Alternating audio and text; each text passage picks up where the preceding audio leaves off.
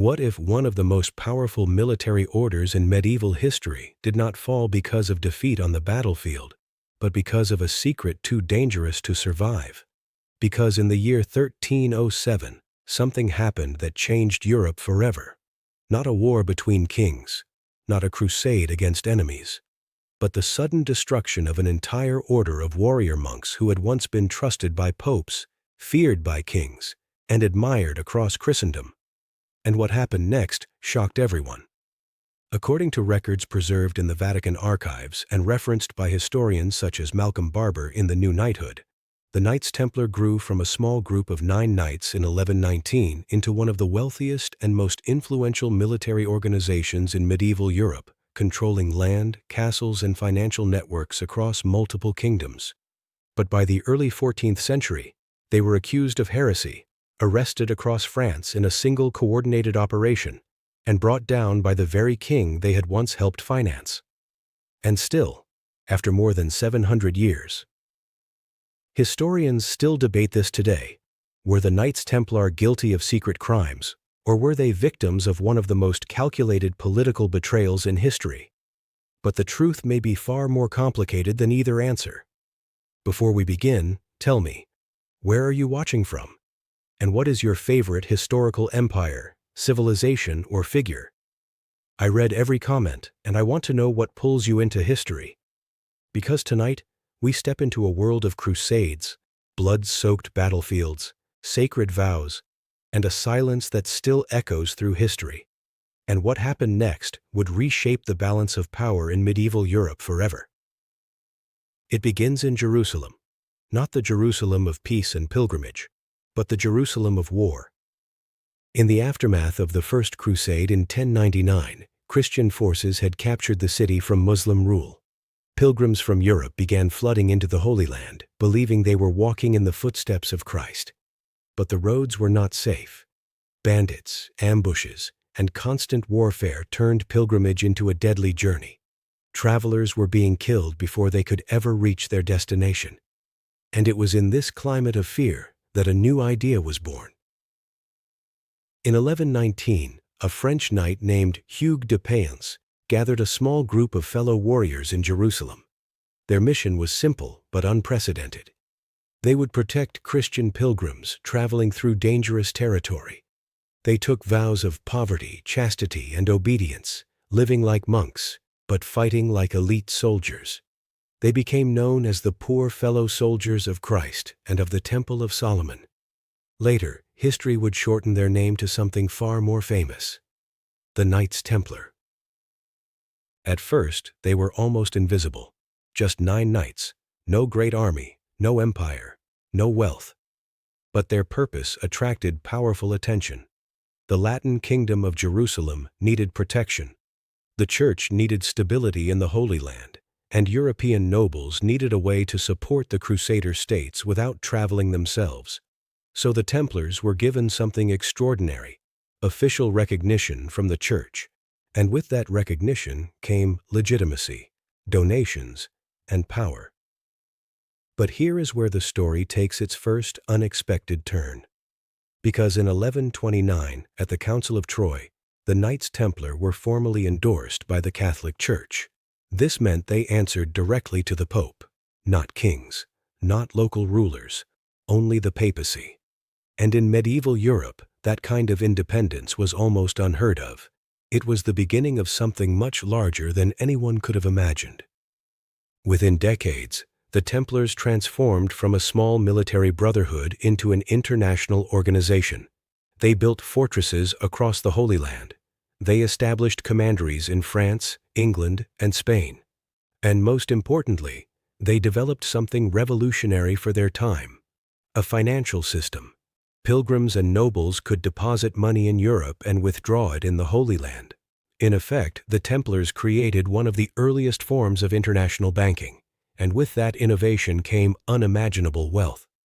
But wealth brings attention, and attention brings suspicion. Because while the Templars were praised for their discipline and military skill, rumors began to circulate about their secret rituals. Some claimed they held forbidden ceremonies. Others whispered about hidden knowledge brought back from the Holy Land. Most of these claims were unverified. But in medieval Europe, rumor often traveled faster than truth, and truth was rarely powerful enough to stop fear. By the late 13th century, the world the Templars had known was beginning to collapse. The Crusader states were falling. Jerusalem had been lost again, and the military purpose of the order was slowly fading. But their wealth remained, and that wealth would soon become a problem, a very dangerous problem. Because in France, King Philip IV, known as Philip the Fair, was facing a crisis of his own. The kingdom was heavily in debt. Wars had drained the treasury, and one of his largest creditors was the Knights Templar. What happened next would change everything, because when a king is in debt, and the creditor is an independent military order answerable only to the Pope, conflict becomes inevitable. And on Friday, October 13th, 1307, history reached its breaking point. In a coordinated operation across France, soldiers of King Philip IV arrested hundreds of Templar knights. They were accused of heresy, blasphemy, and secret rituals that shocked medieval society. Some were tortured into confessions. Others denied everything until death.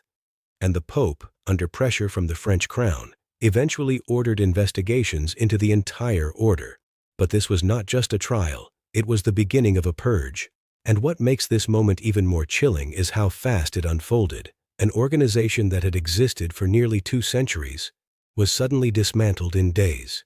Commanders arrested, fortresses seized, wealth confiscated, and leaders imprisoned. But the most disturbing question remained unanswered. Why did it happen so suddenly? Was it justice? Or was it political destruction disguised as law? Because here is the truth historians still debate today. The accusations against the Templars included denial of Christ, secret initiation rites, and idol worship. But many of these confessions were obtained under torture. And medieval torture was not designed to reveal truth. It was designed to produce agreement. So the question remains, how much of what was said against the Templars was real, and how much was created under pressure? As the arrests spread, fear consumed the order. Templars who had once commanded castles and armies now found themselves imprisoned in isolation. Some were broken physically, others psychologically, and a few simply disappeared from historical record. Their final fate unknown. And yet, even as the order collapsed in France, not every region obeyed Philip's orders immediately. In some parts of Europe, Templars were treated differently. Some were absorbed into other orders. Others were quietly released. Which raises another haunting possibility. Was the destruction of the Templars truly total, or did something survive beneath the surface?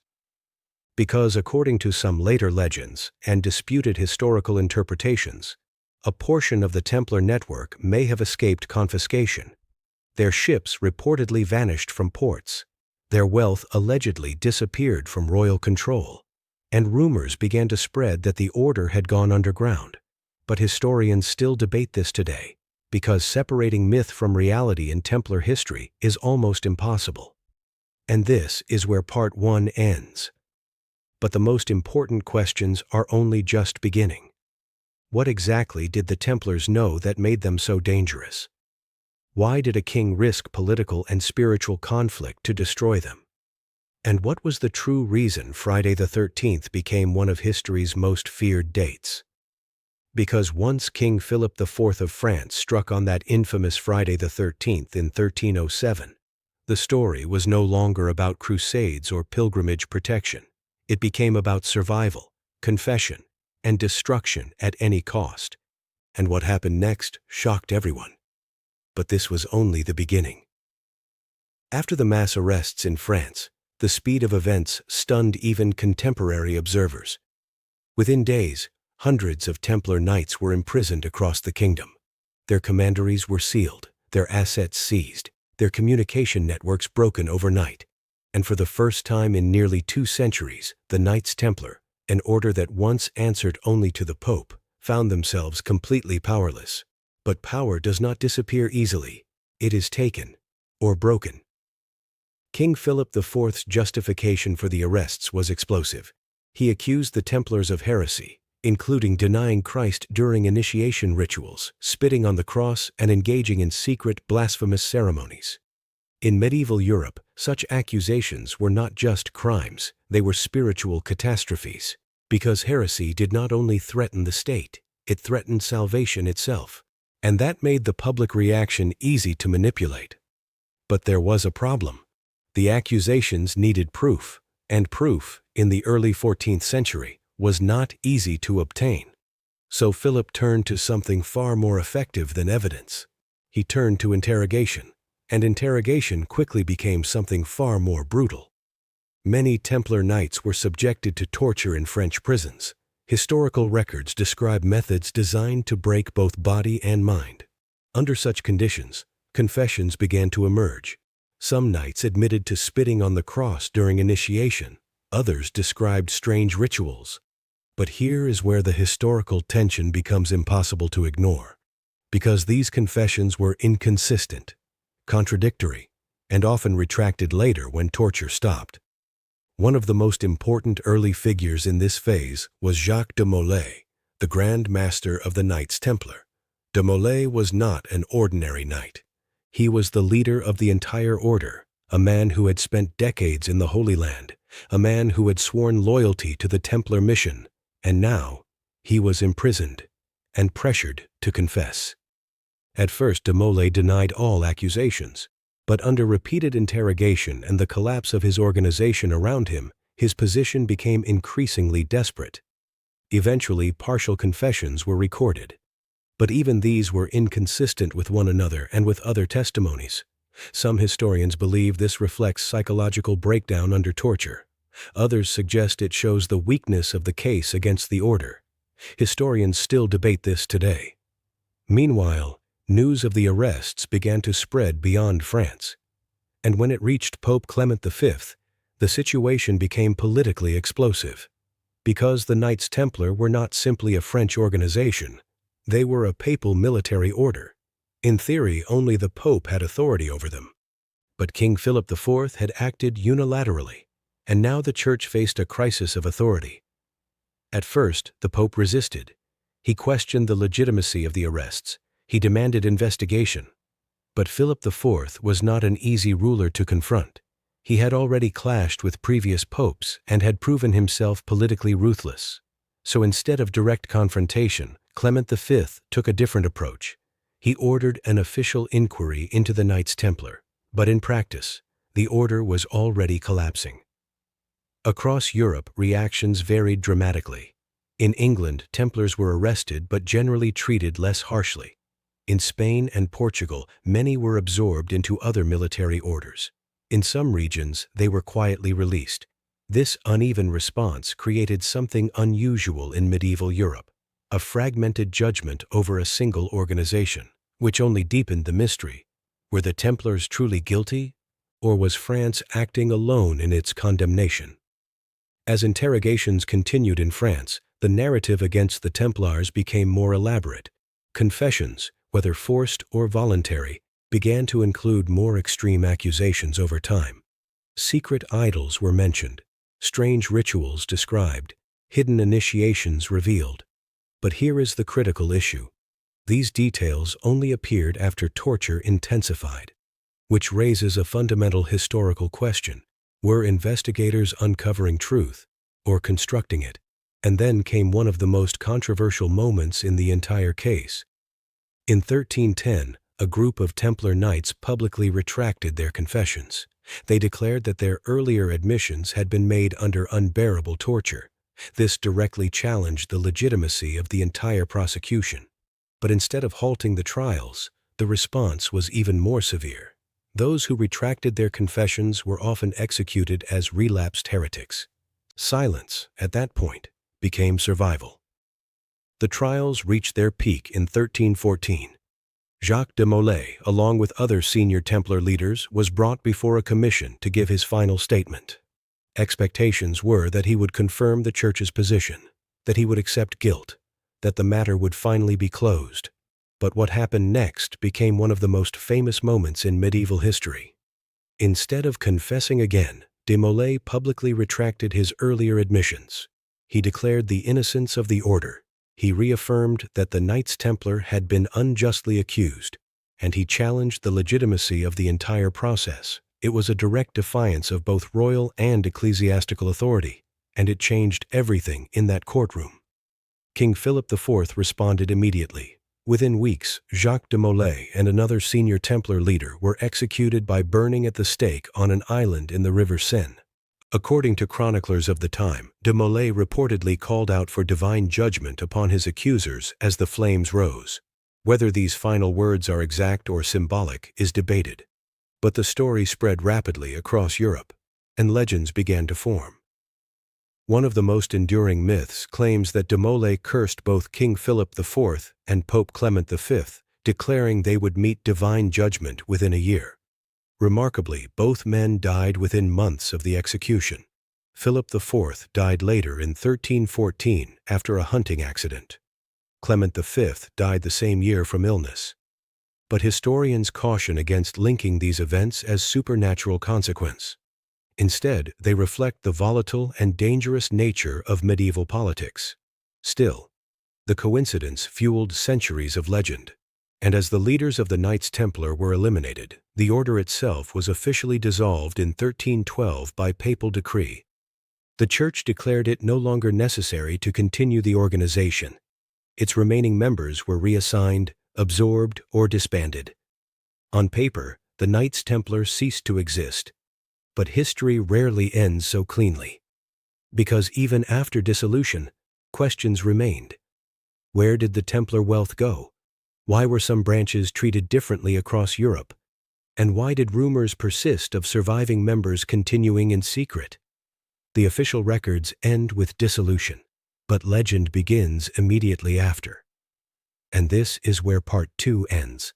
But the most important mystery is still ahead, because destroying an order is one thing, erasing its influence completely is another. When the Knights Templar were officially dissolved in 1312, it should have been the end of their story. An order erased by papal decree, its leaders executed, its wealth confiscated, its name condemned across Europe. But history is rarely that clean. Because in the years that followed, something unexpected began to happen. The Knights Templar did not disappear from memory. They disappeared into myth, and what happened next shocked everyone. But this was only the beginning. On paper, the Church had achieved total control. The papal bull Vox in Excelso formally dissolved the order, and ad providam redistributed Templar assets to other military orders, most notably the Knights Hospitaller. But here is where the historical record becomes unsettling. Because not all property was accounted for, not all knights were captured, and not all regions fully complied with French demands, which immediately raises a question historians still debate today. If the Templars were truly destroyed, why does their footprint refuse to vanish completely? In Portugal, something unusual happened.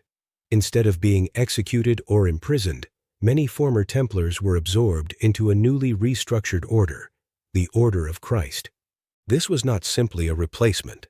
It preserved Templar membership, land, and naval influence under a different name.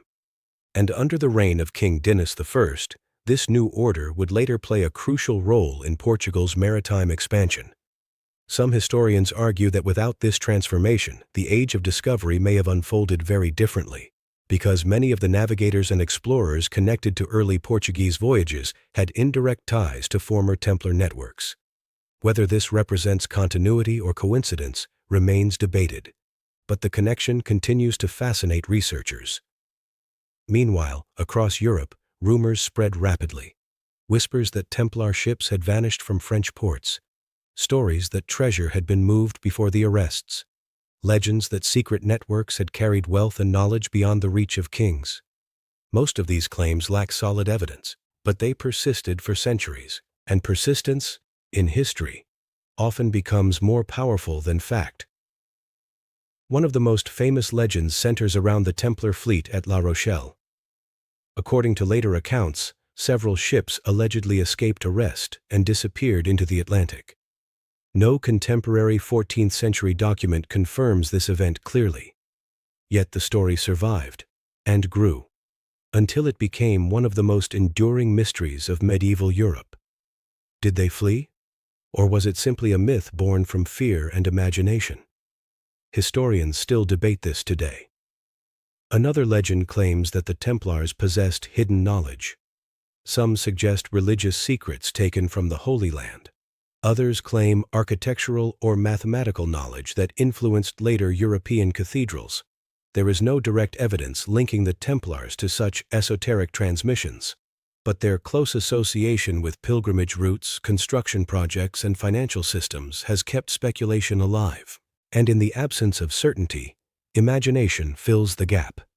Then there is the most controversial idea of all, that the Knights Templar never truly ended. Instead, they allegedly went underground, preserving their structure in secret societies. This theory has been connected, without solid proof, to organizations such as Freemasonry. But historians caution strongly here. Because while symbolic similarities exist in ritual imagery and knightly symbolism, there is no verified continuous institutional link. Still, the idea persists, because it answers a psychological need, the need for continuity, for survival, for hidden truth beneath official history. And here is where the story becomes more than just